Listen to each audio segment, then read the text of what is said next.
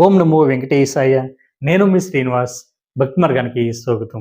తిరుమల తిరుపతి దేవస్థానానికి సంబంధించిన మరొక లేటెస్ట్ అప్డేట్ కూడా రావడం జరిగిందండి.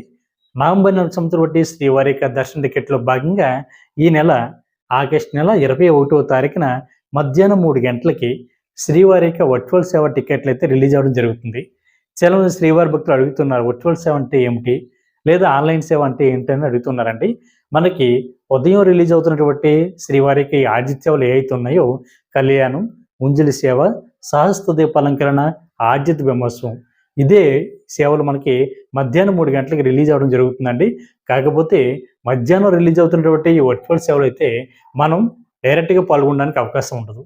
మన ఇంటి దగ్గర కూర్చొని టీవీలో కానీ ల్యాప్టాప్లో కానీ తిరుమల కొండపై జరుగుతున్నటువంటి మీరు ఏ సేవ అయితే బుక్ చేసుకున్నారో ఆ సేవను చూసిన తర్వాత మాత్రమే మీరు శ్రీవారి యొక్క దర్శనానికి మాత్రమే తిరుమల కొండపైకి వెళ్ళడానికి అవకాశం ఉంటుంది.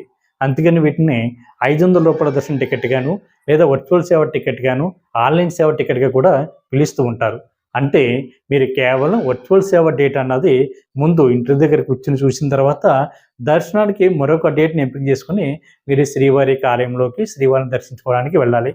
దీనికి సంబంధించిన టికెట్ మధ్యాహ్నం 3 గంటలకి టీటీకి సంబంధించిన అఫీషియల్ వెబ్సైట్ ఏదైతే ఉందో ttdevaస్థానం.ap.gov.in వెబ్సైట్లోకి రిలీజ్ చేయడం జరుగుతుంది. కాబట్టి ప్రతి ఒక్కరు కూడా ఈ 4 రకాల ఆర్జిత సేవలో పాల్గొనేటువంటి ప్రయత్నం చేయండి.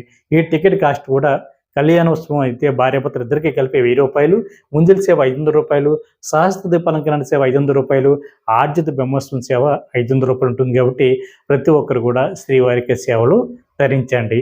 ఈ వీడియో కనుక మీకు నచ్చినట్లయితే లైక్ చేయండి, షేర్ చేయండి. మీకు అభిప్రాయాన్ని తప్పనిసరిగా కామెంట్ చేయండి. ప్రతి ఒక్కరు కూడా మన భక్తి మార్గం ఛానల్ని సబ్స్క్రైబ్ చేసుకోండి. ఓం నమో వెంకటేశాయ.